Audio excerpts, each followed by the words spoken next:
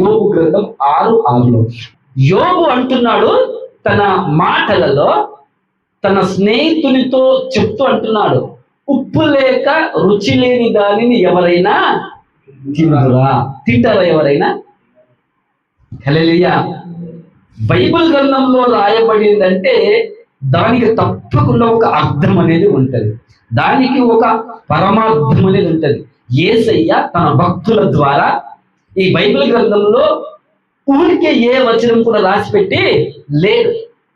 అనేక సంగతులు మనం హెచ్చరించబడడానికి, అనేక సంగతుల ద్వారా మనం గద్దించబడడానికి, అనేక సంగతుల ద్వారా మనం బోధింపబడడానికి, మనం ధైర్యం పొందుకోవడానికి, మనం ఎంకరేజ్ పొందుకోవడానికి, ఒక ప్రోత్సాహం పొందుకోవడానికి, హల్లెలూయా, లేదా సరి చేసుకోవడానికి వాక్యం అయితే మన కొరకు దేవుడు అందించాడు, రాసిపెట్టి ఉంచాడు. అనేక మంది సేవకుల ద్వారా ఎలాంటి పరిస్థితికైనా, ఎలాంటి మనము సిచ్యువేషన్ లో ఉన్నా దేవుని వాక్యమే మనల్ని సరిచేయనిదిగా, ఆదరించేదిగా, ధైర్యం ఇచ్చేదిగా ఉంటుంది.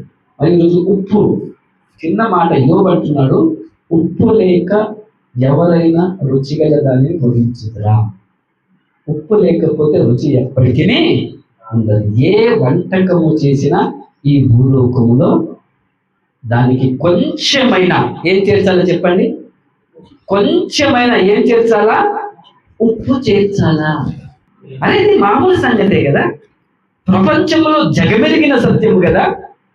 అసలు ఈ సత్యము తెలియకుండా ఏ ఇంగ్లీష్ వాడు ఉండలేడు, ఏ తెలుగు వాడు ఉండలేడు, ఏ మతస్థుడు ఉండలేడు, ఏ బిడ్డ కూడా ఉండలేడు, ఏ వయసులో వారు కూడా ఉండలేడు. దాంట్లో ఏం గొప్పతనం ఉంది? బైబిల్లో ఇలా ఎందుకు రాశారు అంటే మనం ఆలోచన చేయాలి. అయితే యేసు ప్రభు కూడా మత్తయి సువార్త 5వ అధ్యాయంలో కొండ మీద ప్రసంగము చేస్తూ చేస్తూ చేస్తూ కొన్ని ధన్యతలు చెప్పాడు. ఏం చెప్పాడు చెప్పండి? ధన్యతలు చెప్పుతూ 13వ వచనం వచ్చేసరికి ఒక చక్కటి మాట తన సంఘముల గురించి, క్రైస్తవుల గురించి, దేవుని పిల్లల గురించి ఒక మాటను అంటాడు. అది మీ అందరికీ తెలిసిన మాటే. ఏం మాట చెప్పండి? ఒకసారి తీసి చదవండి. 5వ అధ్యాయం 13వ వచనం, మత్తయి సువార్త 5వ అధ్యాయము 13వ వచనం.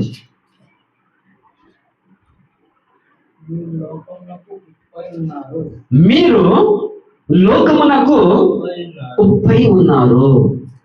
హల్లెలూయా. ఇంకా ముంగడి రాశాడు, మీరు లోకమునకు వెలుగై ఉన్నారని కూడా చెప్పాడు. కానీ యేసు ప్రభు అన్ని వేల మందికి బోధిస్తూ ఉన్నప్పుడు ఆయన ఏమంటున్నాడంటే, ఇదిగో మీరు లోకానికి ఏమైనారో తెలుసా? సాల్ట్ అయి ఉన్నారు, ఉప్పు అయి ఉన్నారు.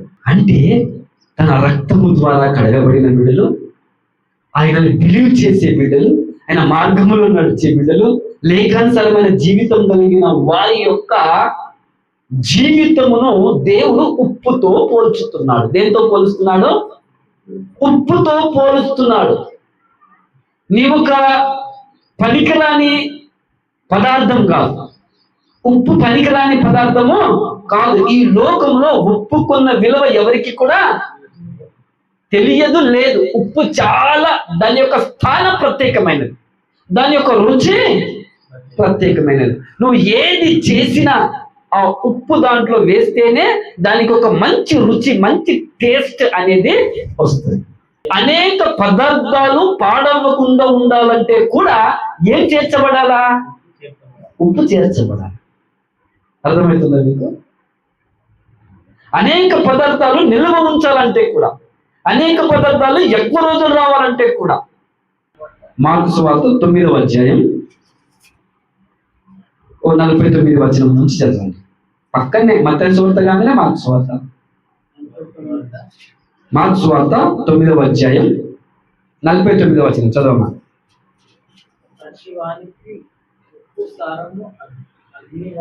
ప్రతివానికి ఉప్పు సారము అగ్ని వలన పుట్టును. ఉప్పు మంచిదే గాని ఉప్పు నిస్సారమైన ఎడల దేని వలన దానికి మీరు సారము కలుగజేతురు. ఉప్పు మంచిదే. ఏంటి చెప్పండి? ఉప్పు మంచిదే. కానీ ఒకవేళ దాని ఉప్పుదనం కోల్పోతే, ఏం కోల్పోతే? సారము కోల్పోతే, అంటే దానికి ఉన్న ఆ సాల్టీనెస్ ని కోల్పోతే, ఏం కోల్పోతే? ఉప్పు రుచిని కోల్పోతే దేని ద్వారా ఆ రుచిని మీరు తెప్పించగలరు? తెప్పించగలరా? ఉప్పుదనం తెప్పించగలరా? ఉప్పుదనం కోల్పోయింది అనుకోండి, దాని సారం కోల్పోయింది అనుకోండి, మీరు తిరిగి అది తెప్పించగలరా? తెప్పించలేరు. ఉప్పు మంచిదే, కానీ దాని సారం కోల్పోతే దేనివల్ల దాని సారము పుట్టించుదురు. అయితే లూకా సువార్తలో రాయబడింది, అది ఉప్పు సారం కోల్పోతే బయట పారవేయబడడానికి పనికిస్తుంది, కానీ ఇంకా దేనికి కూడా పనికిది. ఈ లోకములో ఉన్న ఉప్పు ఆ ఉప్పుదనం ఇవ్వకపోతే, ఆ ఉప్పు యొక్క రుచి ఇవ్వకపోతే ఉప్పు దేనికి పనిరాదు, బయట పారవేయబడి రొక్కబడుటకే తప్ప అన్నాడు. హల్లెలూయా. మీరు ఎప్పుడైనా చూసారా ఉప్పుదనం కోల్పోవడం? చూడలేదా? ఎప్పటికీ ఉప్పే ఉంటుందా? ఆ రుచినే ఉంటుందా? ఉండదా చెప్పండి? ఉండదు. హల్లెలూయా. ఈ 8 రకాలు అన్నాను కదా, నీటిలో కరగని ఉప్పు అన్నాను కదా, కొన్నిసార్లు ఉప్పుదనం కోల్పోతుందంట. ఇజ్రాయెల్ దేశంలో లేదా ఇంకా చాలా ప్రాంతాల్లో దాన్ని బయట పారవేస్తారు. ఏం చేస్తారు చెప్పండి? బయట పారవేస్తారు. నువ్వు దేవుని బిడ్డవైతే నువ్వు ఒక ఉప్పువి, అంటే నీవు ఒక రుచి అనే వ్యక్తిత్వాన్ని కలిగి ఉన్నావు, ఉప్పు అనే స్వభావాన్ని కలిగి ఉన్నావు, ఉప్పు అనే క్యారెక్టర్ను కలిగి ఉన్నావు, కలిగి ఉండాలా. నువ్వు లోకానికి ఏమై ఉన్నావు? ఉప్పు అయి ఉన్నావు. ఉప్పు లోకానికి ఏమిస్తుంది? ఉప్పు వంటలకి ఏమిస్తుంది? రుచినిస్తుంది. మరి నీవు ఈ లోకంలో ఉన్న క్రైస్తవుడు అయితే, దేవుని బిడ్డవైతే, విశ్వాసం అయితే నీకేమివ్వాలా? ఏమివ్వాలా? రుచినివ్వాలా. ఏమివ్వాలా చెప్పండి? రుచినివ్వాలి. నేను ఏ ప్రాంతంలో నివసిస్తున్నావో, ఏ కుటుంబంలో నివసిస్తున్నావో, ఏ యవనస్తుల మధ్య నివసిస్తున్నావో, ఏ ప్రాంతంలో పనిచేస్తున్నావో, నీ జీవితము రుచిగలదిగా ఉండాలా. ఎలా ఇవ్వాలా? రుచిగలదిగా ఉండాలా. నువ్వు దేంట్లో ఇన్వాల్వ్ అవుతున్నావో, ఈ ఉప్పు తీసుకపోయి ఏ వంటకంలో వేసినా ఆ వంటకం ఏమవుతుంది? రుచిగా మారుతుంది. అందుకే నువ్వు ఎవరి మధ్యలో నివసించినా వారికి నీవు ఒక రుచిని, అంటే నీ క్యారెక్టర్ను బట్టి, నీ నడవడికను బట్టి, నీ ప్రవర్తనను బట్టి, నీ లైఫ్ని బట్టి, నీ మాటను బట్టి, నీ చూపును బట్టి అక్కడ నువ్వు ప్రభావితం చేయగలగాలి. విశ్వాసుల యొక్క జీవితాలు, క్రైస్తవులుగా పిలువబడుతున్న వారి యొక్క జీవితాలు, వారు నివసిస్తున్న ప్రాంతంలో వారు ఎవరితో మాట్లాడతారో, ఎవరితో మసులుకుంటారో, ఏ కుటుంబంలో ఉంటున్నారో, ఏ లొకాలిటీలో ఉంటున్నారో, వారి ద్వారా ఆ ప్రాంతంలో ఒక ప్రభావితం అనేది ఉన్నదా? మంచి ప్రభావితం ఉన్నదా? లేదా లోకానుసారమైన ప్రభావితంలోకి వెళ్ళిపోతున్నామా? నీ ద్వారా ఇతరులకు రుచి కలుగుతున్నదా? మనకు తెలిసిన ఆరాధన ఏంటి? మనకు తెలిసిన ఆధ్యాత్మిక జీవితం ఏంటి? ఆదివారం మందిరానికి వెళ్ళాలి, ఇంటికి రావాలి, అంతే. రిచువల్ థింగ్స్ లో, అంటే ఆచార సంప్రదాయమైన పద్ధతుల్లో పాల్గొనాలి, అంతే. కానీ నా జీవితము దేవుడు ఉప్పుతో పోల్చాడే. ఉప్పు అన్నిటికి రుచినిస్తుంది, ఉప్పు అక్కడ ఉన్న పదార్థాలను మారుస్తుంది, అక్కడ ఏమంటారు లాంగ్ లైఫ్ ఇస్తుంది, మన్నిక ఇస్తుంది, పాడవకుండా చేస్తుంది. మరి నా జీవితం కూడా ఒకరికి ప్రయోజనకరముగా ఉండాలి. ఎలా ఉండాలి? పాడైపోతున్న లోకంకి, చీకట్లో నడుస్తున్న ఈ లోకానికి, అంధకార, వ్యభిచార, దొంగతనము, త్రాగుడులో ఉన్న ఈ ఏమంటారు ప్రాంతానికి, నా చుట్టుముట్టున్న యవ్వన బిడ్డలకి ఎప్పుడన్నా ఆలోచన చేశారా? నా లైఫ్ ఒక మాదిరిగా ఉంటుంది, నా జీవితం, నా అలవాట్లు, నా మాటలు, నా చూపు, నేను వారి కొరకు చేసే ప్రార్థన, నువ్వు వారికి ప్రభావితం చేయాలంటే నువ్వు ఉప్పుదనం కలిగి ఉండాలి. ఏం కలిగి ఉండాలా? ఏం కలిగి ఉండాలా? ఉప్పు స్పెషాలిటీ ఉప్పుకే, మరి దేనికి ఉండదు. క్రైస్తవుని స్పెషాలిటీ, క్రైస్తవుల లోకంలో ఉన్నది ఎవరితోనూ పోల్చుకోవద్దు, ఎవరికి ఆ క్యారెక్టర్ ఉండదు. వరేసి మీకు అర్థమైందా? అందరిలాగా మనం ఉండకూడదు, అందరి వల్ల మనం నడవకూడదు, అందరి వల్ల మనం ఆలోచన చేయకూడదు, అందరి వల్ల కాంప్రమైజ్ లోనికి అన్నిటికీ రాజీ పడకూడదు. వాక్యమే నీకు ప్రమాణం. యేసు ప్రభు ఊరికే చెప్పాడు కదా, అరే నువ్వు లోకానికి ఉప్పై ఉన్నావు, లోకానికి నువ్వు వెలుగై ఉన్నావు. ఉప్పు ఎంత రుచినిస్తుంది. దేంట్లోనైనా వాడగలిగిన ఉప్పు. నేను దేంట్లోనైనా ఏ మాదిరి తీసుకున్నా, దేనితో పోల్చుకున్నా నువ్వు ఏం చేయగలగాలి? రుచినే ఇవ్వగలగాలి. నేను ఎంత ఈ లోకము ఒత్తిడిలో నీకు తీసుకున్నా, ఏ ఆకర్షణలో నీకు తీసుకున్నా, ఎలాంటి ఛాలెంజెస్ నీకు ఎదురైనా, ఎలాంటి సవాళ్ళు నీకు ఎదురైనా నువ్వు ఏం చేయగలగాలి? నీలో ఉన్న ఆ దేవుని క్యారెక్టరే బయటికి రావాలి. ఏం బయటికి రావాలా? హల్లెలూయా. ఆ పరిస్థితులు నేను తట్టుకోలేకపోయానన్నా, ఆ పరిస్థితుల్లో ఎవరైనా పడిపోతారన్నా, ఆ పరిస్థితుల్లో ఎవరైనా అలాగే రియాక్ట్ అవుతారన్నా. ఎందుకు రియాక్ట్ అవుతారు? నువ్వు లోకస్తుడవా? నువ్వు వాక్యం తెలియని వాడవా? ఆత్మీయ జీవితం లేనివాడవా? హల్లెలూయా. చాలా టెన్షన్ ఉండేనా అప్పుడు, అందుకే అలా మాట్లాడేసిన. ఏం చేసినా అలా బూతులు మాట్లాడేసిన. చాలా కోపం వచ్చిందన్న భయంకరంగా, అందుకే కొట్టేసిన.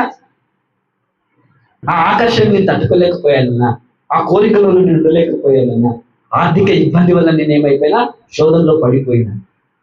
Your life is different, your character is different. నీ ప్రవర్తన వేరు, నీ అటిట్యూడ్ వేరు, నీ స్వభావం వేరు. నువ్వు స్పెషల్, నువ్వు ఒక యూనిక్, నువ్వు ఒక ప్రత్యేకమైన వాడు. అన్ని పదార్థాలు అనేక సార్లుగా మారిపోవచ్చు, కానీ ఉప్పు ఎప్పుడు మారదు. ఒకవేళ అది మారితే దాని సాల్టీనెస్ ని కోల్పోతుంది. అంతే. ఏమైతే చెప్పండి? కోల్పోతుంది. కోల్పోతుందా? కోల్పోతుంది. ఉప్పు కరుగుతుందా? కరగదా? కరగదు. కరిగే ఉప్పులాగా ఉండాలి. నువ్వు ఎలా ఉండాలి చెప్పు? నువ్వు దేంట్లో వేసినా కరగగలగాలి. ఏం కరగాలి? కరగకపోతే నీ వల్ల రుచి ఆడొస్తుంది. ఏ ఇబ్బందిలోనికి పోయినా, ఏ సర్కమ్స్టెన్స్ లోనికి పోయినా, ఏ సిచ్యువేషన్ లోకి పోయినా నువ్వు త్యాగం అయిపోయి నువ్వు తగ్గించుకుంటే అక్కడ రుచినిస్తావు. దేవదూతలు అబ్రాహాం దగ్గరికి వచ్చారంట. ఎక్కడికి వచ్చారు? 3 దేవదూతలు వచ్చారు. వచ్చి చక్కగా భోజనం చేశారు. భోజనం చేసి, అబ్రాహాము, మేము వచ్చిన పని వేరు, మేము వెళ్ళిపోతున్నామయ్యా అంటే, ఎక్కడికి అంటే చెప్పాలా వద్దని చెప్పేశారు. మేము సదోమ పట్టణానికి వెళ్తున్నాము. అక్కడ కొంచెం తేడాగా ఉన్నది. ఆ సదోమ పట్టణం యొక్క పరిస్థితి ఘోరంగా ఉన్నది. అయితే అక్కడికి వెళ్తున్నాం, మేము వెళ్ళిపోతాం. ఎవరింటికి వెళ్ళిపోతారు? లోతు ఇంటికి వెళ్ళిపోతాం. లోతు భక్తి కలిగిన వాడు, విశ్వాసం కలిగిన వాడు, దేవుని ఎరిగినవాడు. హల్లెలూయా. ఆయన ఇంటికి వెళ్ళిపోయారు. నైట్లో అక్కడ భోజనం చేశారు, అక్కడ ఉన్నారు. అక్కడ చాలా సంగతులు జరిగాయి. అయితే యోబు భార్యతో, యోబు పిల్లలతో అన్నారు, అమ్మా మీరు ఉండడము మంచిది కాదు. ఎందుకంటే దేవుని యొక్క కోపము, దేవుని యొక్క ఉగ్రత ఈ గ్రామముల మీదకి వస్తున్నది. ఈ గ్రామాలు నశించిపోతాయి.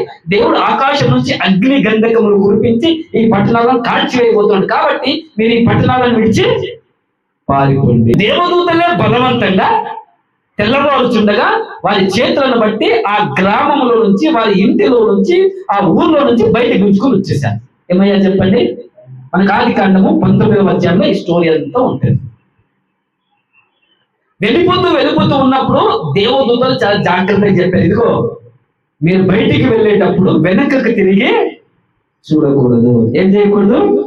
వెనకకు తిరిగి చూడకూడదు. ఎందుకంటే ఆకాశం నుంచి అగ్ని కూస్తూ ఉంటది, పట్టణాలు కాలిపోతూ ఉంటది, వాటి పొగ ఆకాశం ఎక్కుతూ ఉంటది, భయంకరమైన కేకలు, అరుపులు ఉంటాయి. కాబట్టి మీరు వెనుకకు తిరిగి చూడకూడదు.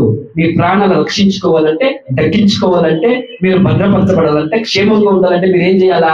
పారిపోవాలి. ప్రభాగా ప్రాంతానికి పారిపోతాం. సరే, ఆ ప్రాంతానికే పారిపోయింది. మస్కులో పారిపోవడం ప్రారంభించారు. ఏం చేశారు? పారిపోతూ ఉన్నారు. వాళ్ళు ఊరిని వదిలారో లేదో అలా పారిపోతున్నప్పుడే ఆకాశం నుంచి అగ్ని కురవడం ప్రారంభమైంది. సొదొమ పట్టణాల మీద. ఎక్కడ మీద? పట్టణాల మీద ప్రారంభమైంది. ఇంగ్లం అంటే అదే అగ్ని వర్షం కురుస్తూ ఉంటే బిల్డింగులు, మనుషులు, పక్షులు, జంతువులు అన్ని కాలిపోతూ ఉంటే పిల్లలతో సహా. అంటే దేవుని ఉగ్రత ఎంత భయంకరంగా ఉంటుందో చూడండి. దేవుని యొక్క కోపం ఎంత భయంకరంగా ఉంటుందో చూడండి. కాలిపోతా ఉన్నారు. కేకలు వేస్తూ ఉన్నాయి. వాళ్ళకి వినబడతా ఉన్నాయి కేకలు. 2 ఊర్లు కాలిపోతున్నాయంటే ఎంత పొగ వస్తుంది, ఎంత మంట మనకు కనిపిస్తుంది. కానీ దేవుడు ఏమన్నాడు? వెనకకి తిరిగి చూడకూడదు. తండ్రి, తల్లి, పిల్లలు పారిపోతా ఉన్నారు. అయితే కొద్దిగా దూరం పోగానే ఆ ఇంటి యజమానురాలు, లోతు భార్య, ఆ తల్లి అందరూ పారిపోతూ ఉంటే వెనుకకు తిరిగి చూసింది. 19వ అధ్యాయం 24వ వచనంలో రాయబడింది. వెనుకకు తిరిగి చూసి ఏమైందంట? ఉప్పు స్తంభం ఆయను. ఏమాయని చెప్పండి? ఉప్పు స్తంభం ఆయను. హల్లెలూయా. ఎన్ని సంవత్సరాల క్రితం జరిగిన ఈ సంఘటన నేటి వరకు మనము వెళితే ఆ ప్రాంతంలో ఆమె ఎక్కడ ఉప్పు స్తంభం అయిందో ఇప్పటికీ ఉప్పు స్తంభం అలాగే ఉంది. మరి ఎన్ని రోజులు వర్షం పడ్డది, ఆమె కరిగిపోలేదు? హల్లెలూయా. ఏం కాలేదమే? కరిగిపోలే. వర్షం పడలేదంటారా ఆ ప్రాంతంలో? ఎవరు కూడా వెళ్ళి పరిశోధకులు టేస్ట్ చేయలేదంటారా? రుచి లేదు, కరగలేదు. ఏం కాలేదు చెప్పండి? రుచి లేదు, కరగలేదు. నాకు వచ్చిన సందేహం, హల్లెలూయా, ఉప్పు స్తంభమే ఎందుకైంది? ఒక రాయి స్తంభం కాలే కదా, ఒక మట్టి స్తంభం కాలే, ఒక చెక్క ముద్దు కాలే. యేసు ప్రభు అందుకే అంటాడు, లోతు భార్యని జ్ఞాపకం చేసుకుని అంటాడు. ఏమంటారు చెప్పండి? ఎందుకు? ఆమె ఉప్పు స్తంభం అయింది కదా. అందుకే మీరు లోకానికి ఉప్పు అయి ఉన్నారు. లోతు భార్య ఉప్పైన స్తంభం కాదు, మీరు వేరు. హల్లెలూయా. ఆమె కరగట్లేదు ఇంకను, కానీ మీరు అలాగా ఉండకూడదు. ఆ ఉప్పు స్తంభంలో రుచి లేదు, కానీ మీరు అలాగా ఉండకూడదు. ఎక్కడ ఏ పరిస్థితుల్లో నువ్వు దేవునికి దూరం అవుతున్నావో, పాపపు జోలికి వెళ్తున్నావో, భయంకరమైన చీకటి ఉందో, ఆ ప్రాంతం నుండి, ఆ పరిస్థితుల నుంచి నీవేమవ్వాలా? వెళ్ళిపోతూ ఉండాలి. దేవుడిచ్చిన వాక్యానుసారంగా దాని నుంచి నువ్వు దూరం అవుతూ ఉండాలి. తిరిగి వెనకకి చూడకూడదు. ఒకసారి నువ్వు డ్రింకింగ్ లో ఉండి బయటకు వచ్చావంటే దాని వైపు తిరిగి చూడకూడదు. ఒకసారి నువ్వు భయంకరమైన వ్యభిచారంలో ఉన్నావంటే దాని నుంచి నువ్వు బయటికి వచ్చి దాని వైపు తిరిగి చూడకూడదు. ఒకసారి నీవు ధనమోహము, ధనవ్యాసం ఇది ఉన్నదనుకో, దాని నుండి నువ్వు తిరిగి చూడకూడదు. ఒక పాపంలో నుంచి నువ్వు విడిపించబడిన తర్వాత, ఒక చీకట్లో నుంచి నువ్వు విడిపించబడిన తర్వాత తిరిగి అటువైపు చూస్తే నీ జీవితము ఒక స్తంభముగా మిగిలిపోతుంది, ఒక పనికిరాందిగా మిగిలిపోతుంది. ఆ ఉప్పు స్తంభం వల్ల ఏం ఉపయోగం లేదు, అది కేవలము మాదిరి. ఏంటి చెప్పండి? మనకొక హెచ్చరిక, మనకొక గద్దింపు. ఇలాగైతే నీ జీవితం ఇలాగ అయిపోతుంది, అర్ధాంతరంగా ముగిసిపోతుంది. అసలు యేసయ్యను చేరుకోవట్లేదు నువ్వు, మారు మనసు పొందట్లేదు నువ్వు. పొందినా ఇప్పుడు ఆ గ్రామం నుంచి బయటకు వచ్చారు కదా, కుటుంబం అంతా వచ్చింది కదా, ఆ సొదొగొమొర పట్టణంలోనే లేదు కదా. హల్లెలూయా. నలుగురు కూడా, ఇద్దరు కుమార్తెలు, తల్లిదండ్రి అందరూ ప్రయాణం చేశారు. ఏం చేశారు? అందరూ పారిపోతున్నారు. అందరికి రక్షణ, అందరికి విడుదల దొరికింది. కానీ ముగ్గురేమో వెనక్కి చూడకుండా వెళ్ళిపోయారు. ఒక ఆమె మధ్యలోనికి వచ్చి వెనక్కి తిరిగి చూసింది. ఈ రోజు క్రైస్తవులు, యవన బిడ్డలు అందరూ కూడా, విశ్వాసులు, సేవకులు అనేక మంది భక్తిలో ముందుకు వెళ్ళిపోతూ ఎక్కడో ఒక్కడ వెనకకు తిరిగి లోకం వైపు చూసి, ఎక్కడో ఒక్కడ తమకున్న అవసరాల వైపు చూసి, తమకున్న ఇబ్బందుల వైపు చూసి ఏమైపోతున్నారు? మధ్యలోనే స్టక్ అయిపోతున్నారు, మధ్యలోనే ఆగిపోతున్నారు, మధ్యలోనే స్తంభాలుగా మారిపోతున్నారు. ఆమె ఉప్పు స్తంభం అయింది, మనము రాయి స్తంభాలమో, ఇరువు స్తంభాలమో, కట్టె స్తంభాలమో, ఏదో ఒక పనికిరాని స్తంభంగా మనం మిగిలిపోతున్నాం. అది స్వర్గానికి పోవట్లేదు, మోక్షానికి పోవట్లేదు, నిత్య జీవానికి మనము వారసులు కావట్లేదు. క్రైస్తవులు మాట్లాడితే రుచి ఉండాలి దాంట్లో, అవతల వ్యక్తిని పొడిచినట్లు ఉండకూడదు. ఈ రోజులు అదేంటో యూట్యూబ్, వాట్సాప్, ఇన్స్టాగ్రామ్ లో వచ్చినాక సేవకులు కూడా అవతల వ్యక్తిని పొడిచేవారుగానే ఉంటున్నారు. ఎలా ఉంటున్నారు చెప్పండి? కించపరిచేవారుగానే ఉంటున్నారు, ఎగతాళి చేసేవారుగానే ఉంటున్నారు, వెనుకకు లాగేవారుగానే. వారి వల్ల ప్రోత్సాహం. ఒక వ్యక్తి జారిపోయాడంటే, ఒక సేవకుడు జారిపోయాడంటే, ఒక విశ్వాసి జారిపోయాడంటే, నీ మాటలను బట్టి, బిహేవియర్ బట్టి, నీ డిబేట్ ని బట్టి, నీ సంభాషణ బట్టి అవతల వ్యక్తికి ఏం కలగాల? ప్రోత్సాహం కలగాలి, ఆదరణ కలగాలి, హెచ్చరిక కలగాలి, మెలకువ కలగాలి. నీకు ఎవరు పడినా పడకపోయినా, ఎవరు కలుపుకున్నా కలుపుకోకపోయినా, నీవే కలిసి ఏం చేసి, నీవే వారిలో ఇమిడిపోయి, నీవే వారిలో వారిని కలుపుకొని నేనేం చేయాలా? నీ స్వభావాన్ని వారికి అంటించాలా. ఏమంటించాలా? మనకున్న సమస్య అంటే వాళ్ళు వినరన్నా, వాళ్ళకి తెలియదన్నా, మన భక్తి జీవితం వాళ్ళకి తెలియదు. తెలుస్తుందా? నువ్వు పోయి వాళ్ళు కలిస్తేనే కదా వాళ్ళకి అది కూడా అంటుకుంటుంది. హల్లెలూయా, హల్లెలూయా. ఈరోజు ఇంతసేపు వాక్యం చెప్పినా ఒకటే, నీవు లోకానికి ఉప్పు, నీకు కాదు. వాక్యం చాలా జాగ్రత్తగా తెలుసుకోవాలి. నీకు నీవు ఉప్పు కాదు, నువ్వు లోకానికి ఉప్పు. పాయింట్ బాగుంది కదా. నీవేమో నాకు మెచ్చుకో కసిరు, నాకు అవకాశం ఇయ్య కసిరు, నాకు మంచి చూడ కసిరు, నాకు కలుపుకో కసిరు, అది కాదు. నీ గురించి నువ్వు ఆలోచించకు. నీవు లోకానికి ఉప్పు, ఇతరులకు ఉప్పు. హల్లెలూయా. నాకు మెచ్చుకోలే కసిరు, నాకు సీట్ ఇవ్వ కసిరు కాదు. ఎంత చేసిన దాంట్లో ఉన్నదన్నా ఎవడు మెచ్చుకుంటున్నాడు, యాదో ఒక మాట అంటున్నారు. మాట అనడానికే కదా దేవుడు నిన్ను పెట్టాడు. దేనికి పెట్టాడు? ఈరోజు ముగించుకున్నామండి. మళ్ళీ ఎప్పుడన్నా అవకాశం దొరికినప్పుడు ఇంకా చాలా ధ్యానించుకున్నామండి. హల్లెలూయా. నీవు ఆ కరగని ఉప్పులాగా మాత్రము ఉండకూడదు.